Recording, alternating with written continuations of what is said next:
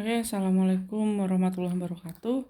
Kita ketemu lagi dalam mata kuliah perpajakan. Kali ini materinya adalah pajak penghasilan final atau PPh final. Apa sih yang dimaksud dengan pajak penghasilan final? Jadi PPh final adalah pajak yang terutang dan dibayarkan seketika atau pada saat itu juga ketika penghasilan itu diperoleh atau diterima. Nah, pemotongan dilakukan oleh pemberi penghasilan atau pihak lain yang ditentukan.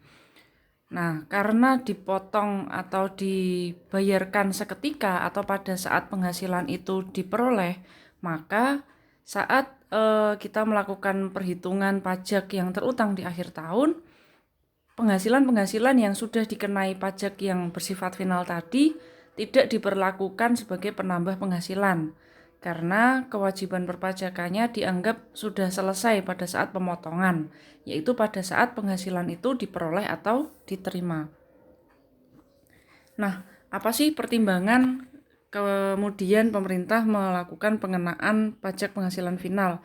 Yang pertama, kesederhanaan pemotongan. Jadi tidak perlu dilakukan perhitungan akumulatif di akhir tahun, kemudian dikalikan dengan tarif pajak progresif, tidak perlu. Jadi PPh final ini hanya penghasilan bruto langsung dikalikan dengan tarifnya pada saat itu juga, pada saat menerima penghasilan. Jadi prinsip kesederhanaan dalam hal pemotongan pajak dan juga pengurangan beban administratif. Jadi tidak lagi menambahkan penghasilan-penghasilan yang sudah diterima di luar gaji, misalnya di luar gaji rutin.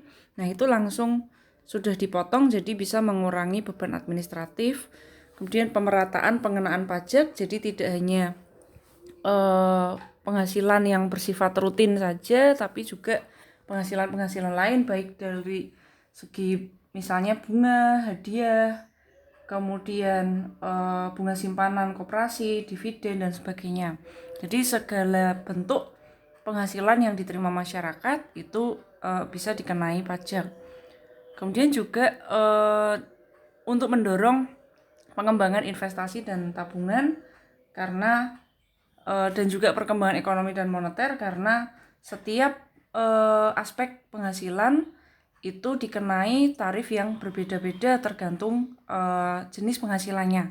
Misalnya tabungan kemudian simpanan di koperasi itu tarifnya berbeda dengan apabila kita memperoleh dividen dan sebagainya. Jadi akan mendorong masyarakat untuk menabung dan berinvestasi karena tarif pajaknya yang kompetitif seperti itu. Nah, macam-macam pajak penghasilan final. Yang pertama, pajak penghasilan atas penghasilan dari usaha yang diterima atau diperoleh wajib pajak yang memiliki peredaran bruto atau omset tertentu.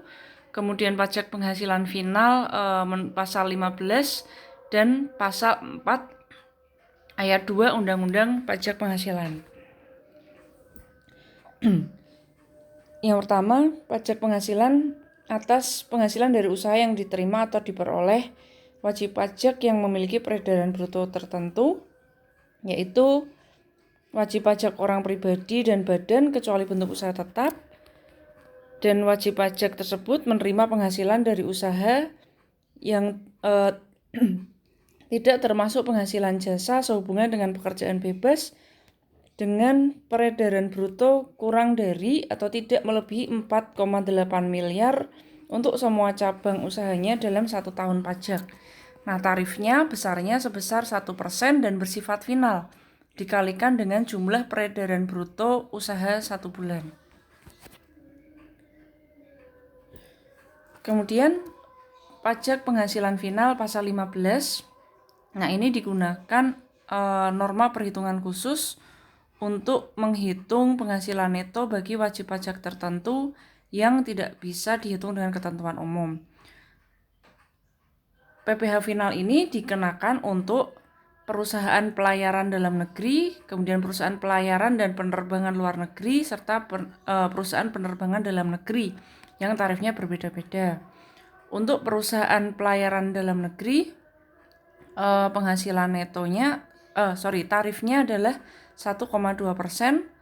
Kemudian perusahaan pelayaran dan penerbangan luar negeri tarifnya 2,64%, dan untuk perusahaan penerbangan dalam negeri tarifnya 1,8%.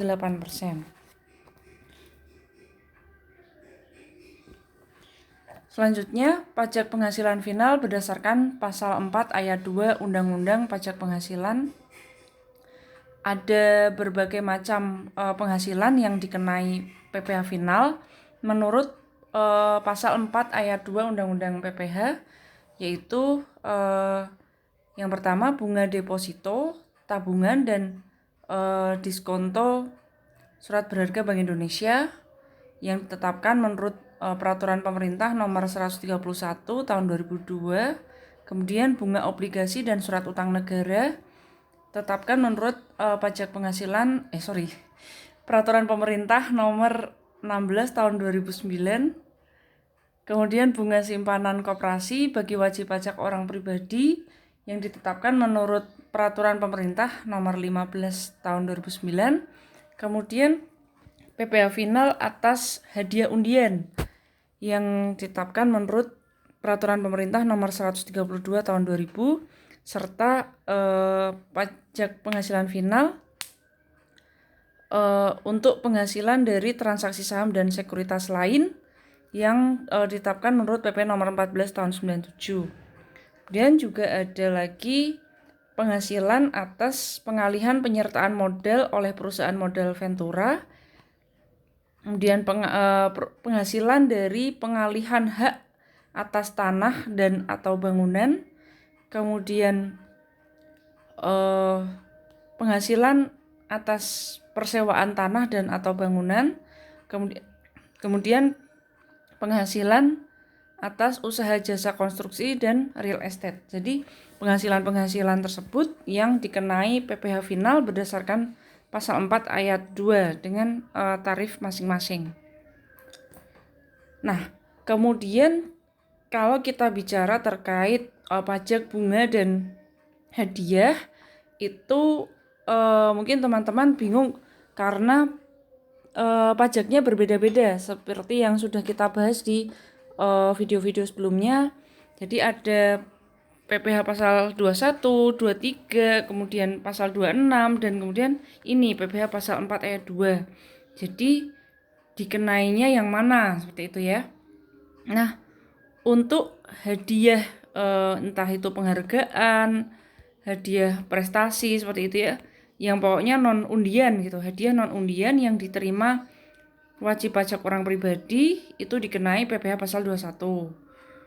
Kemudian untuk bunga utang yang diterima wajib pajak dalam negeri dan hadiah non undian yang diterima wajib pajak badan itu dikenai PPh pasal 23. Jadi ini ya, bedanya kalau ini diterima wajib pajak badan, hadiah non undian, kalau ini diterima wajib pajak orang pribadi. Kemudian untuk bunga tabungan dan obligasi serta hadiah undian itu dikenainya pajak final, yaitu PPh pasal 4 ayat 2. Jadi kayak kalau teman-teman undian pajak ditanggung pemenang kayak gitu ya. Nah, itu kenanya PPh final pasal 4 ayat 2. Terus untuk bunga utang dan hadiah yang diterima oleh wajib pajak luar negeri itu dikenainya PPh pasal 26.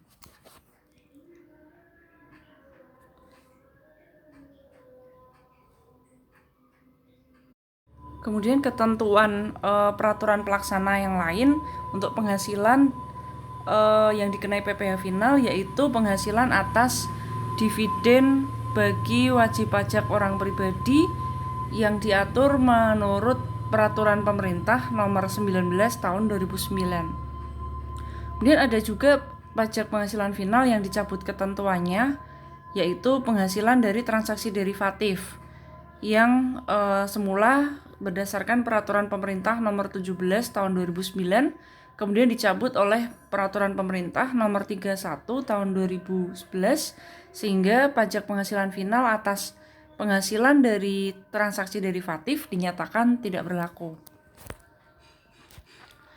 Kemudian kita masuk ke penghasilan yang pertama. Bentuk penghasilan pertama yang dikenai PPh final menurut pasal 4 ayat 2 yaitu bunga deposito, tabungan, dan diskonto surat berharga Bank Indonesia.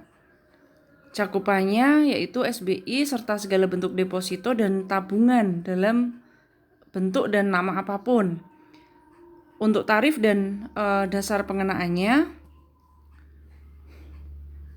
20% dari jumlah bruto untuk wajib pajak dalam negeri dan bentuk usaha tetap, atau 20% atau sesuai dengan tarif P3B atau penghindaran pengenaan pajak berganda dari jumlah bruto untuk wajib pajak luar negeri.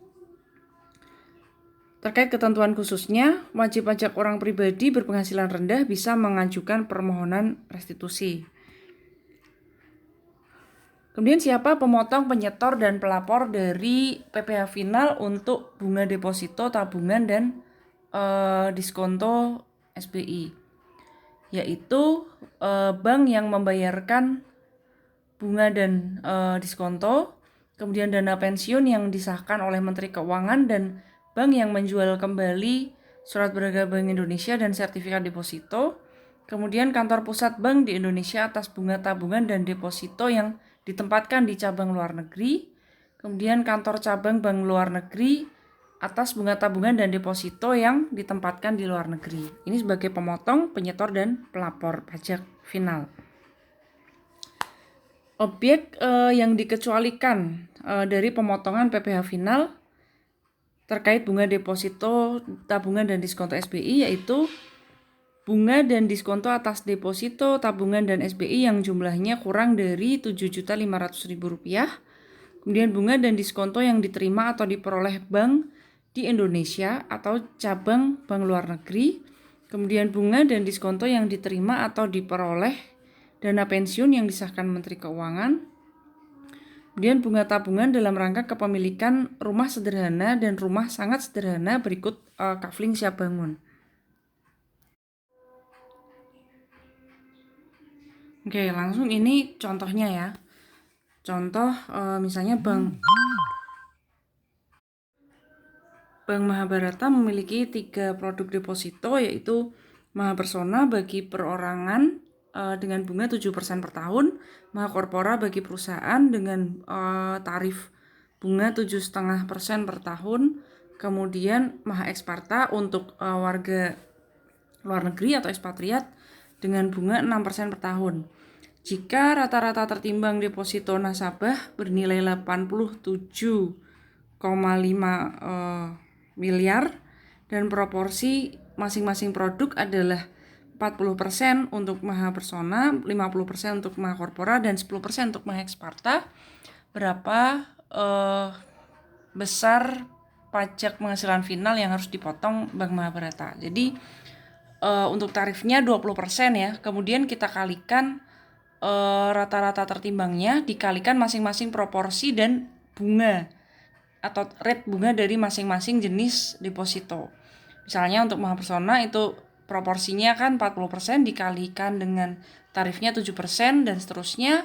Kemudian kita kalikan dengan jumlah deposito yang ditanamkan di Bank Mahabharata 87,5 miliar.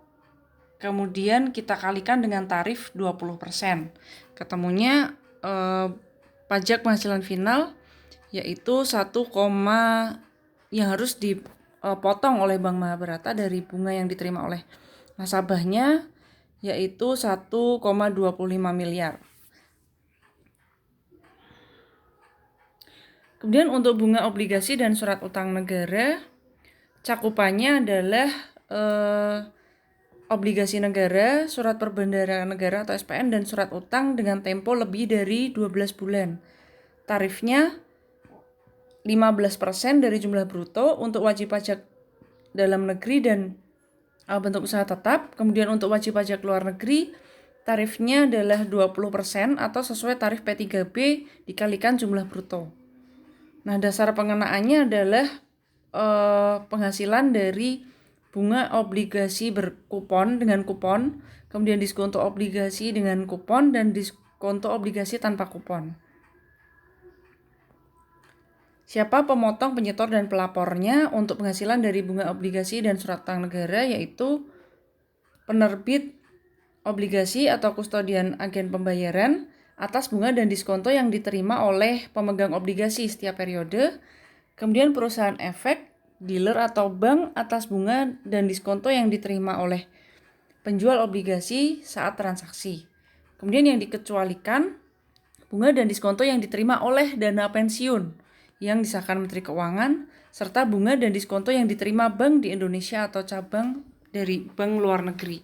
Jadi kalau yang menerima bunga itu perusahaan dana pensiun atau banknya, itu dikecualikan dari PPh final.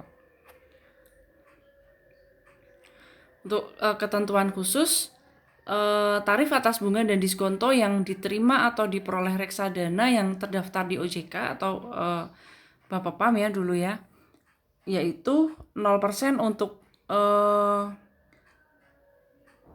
diskonto yang diterima atau diperoleh reksadana yang terdaftar tahun 2009 sampai 2010, 5% untuk tahun 2011 sampai 2013, dan 15% untuk tahun 2014 dan seterusnya. Oke, demikian untuk part 1 dari PPh final.